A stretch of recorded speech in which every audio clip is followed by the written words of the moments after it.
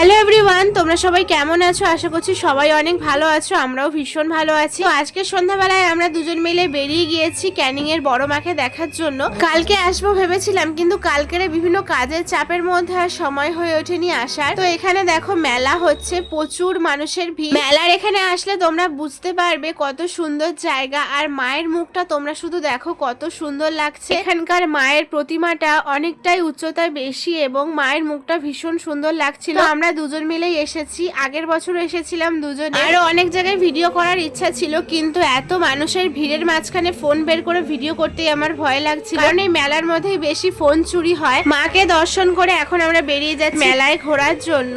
তো আগের বছরও এসেছিলাম, এতটা ভিড় হয়েছিল বলে আমার ঠিক মনে পড়ছে না, কিন্তু এই বছর প্রচুর ভিড় হয়েছে। তো যাই হোক, মেলা দেখে ঘুরে আমরা এখন বাড়ির দিকে রওনা দিয়েছি। আর আশেপাশে প্রচুর ঠাকুর উঠেছে। আর বাড়িতে চলে এসেছি। আসার পরে মা প্রসাদ খেতে দিয়েছিল। এখানে আমাদের পাড়ার মধ্যে অনেক জায়গাতে পুজো হচ্ছে, প্রায় আমাদের রাস্তার মাথা থেকে এই পর্যন্ত 7টা থেকে 8টা, তারও বেশি পুজো হয়েছে। তো সেই প্রসাদ মা ধরেছিল, সেই প্রসাদটাই এখন খাচ্ছি। সত্যি কথা বলতে অন্যান্য সময় খিচুড়ির তুলনায় ঠাকুরের ভোগে যে খিচুড়ি দেওয়া হয় সেটার টেস্ট আলাদাই রকম হয়।